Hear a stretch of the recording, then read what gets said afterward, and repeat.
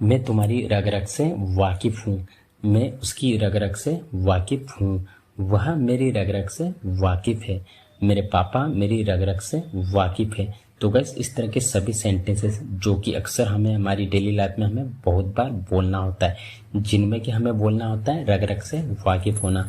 तो गैस इस तरह के सभी सेंटेंसेस को इंग्लिश में बोलने के लिए कौन से स्ट्रक्चर का यूज़ किया जाता है, आइए देखते हैं। तो सबसे पहले बोला जाता है सब्जेक्ट, उसके बाद में now oblique nose oblique new plus object plus inside out. तो वैसे यहाँ पे एक और बात क्लियर करना चाहूँगा, जो नो है वो प्लूरल सब्जेक्ट के साथ में यूज़ किया जाएगा और जो नोस है वो सिंगुलर सब्जेक्ट के साथ में यूज़ किया जाएगा, और जो न्यू है वो पास्ट टेंस में यूज़ किया जाएगा ऑल सब्जेक्ट के साथ में। तो आइए यहाँ पे कुछ एग्जाम्पल्स ले लेते हैं ताकि इसे और बेटर तरीके से सीख सके।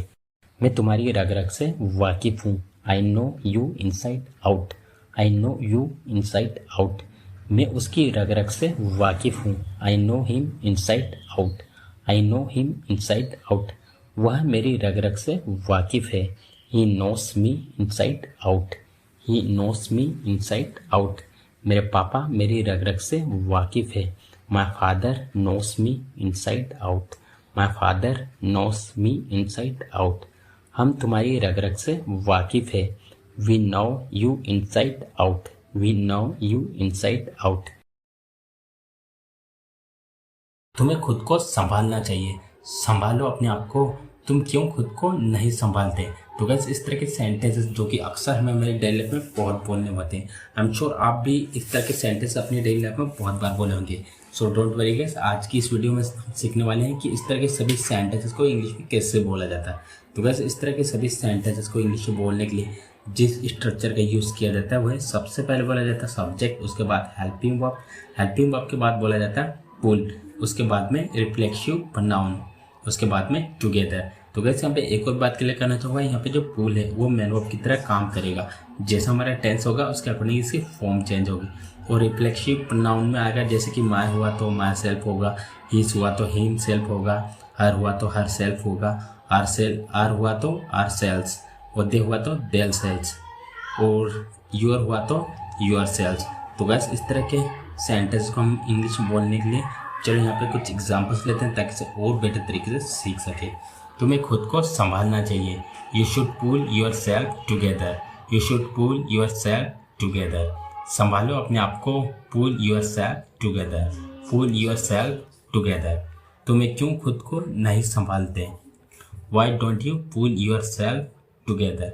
Y don't you pull yourself together. पहले उसे खुद को संभालने दो। Let him pull himself together. Let him pull himself together. वह खुद को संभाल रहा है। ही is pulling himself together. He is pulling himself together. क्या उसने खुद को संभाल लिया।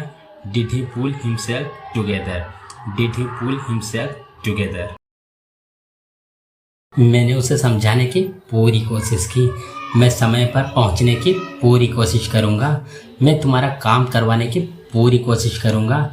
मैंने उसे बचाने की पूरी कोशिश की। तो बस इस तरह के सेंटेंसेस जो कि अक्सर हमें हमारी डेली लाइफ बहुत बार बोलने होते हैं।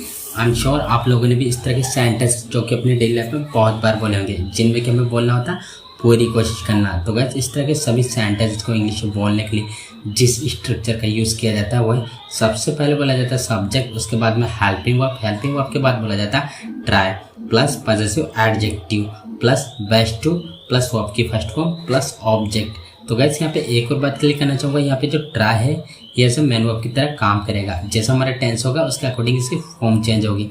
और जैसे पॉजेसिव एडजेक्टिव है इसमें आएगा he is, her, are, there, my etcetera. तो आइए यहाँ पे कुछ एग्जांपल्स लेते हैं गाइस ताकि इसे और बेटर तरीके से सीख सके। मैंने उसे समझाने की पूरी कोशिश करी। I tried my best to make him understand. I tried my best to make him understand. मैं समय पर पहुंचने की पूरी कोशिश करूंगा। I will try my best to reach on time. I will try my best to reach on time. मैं तुम्हारा काम करवाने की पूरी कोशिश करूंगा। आई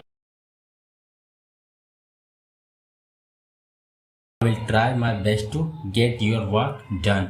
आई will try my best to get your work done. मैंने उसे बचाने की पूरी कोशिश की। I tried my best to save him. I tried my best to save him. मैं पूरी कोशिश करूँगा। I will try my best. I will try my best. मैंने पूरी कोशिश की। मैं ना हंसूँ। I tried my best to laugh. I tried my best to laugh. हम समय पर वहाँ पहुँचने की अपने लिए पूरी कोशिश करेंगे। We will try our best to reach there on time. We will try our best to reach there on time. वह सब कुछ जानकर भी अनजान बन रहा था। सब कुछ जानकर भी अनजान मत बनो। सब कुछ जानकर भी अनजान क्यों बन रहे हो? जानकर भी अनजान मत बनो। तो गाइस, इस तरह के सेंटेंसेस जो कि अक्सर हमें हमारी डेली लाइफ में न जाने कितने ही बार इनका यूज़ करना होता है।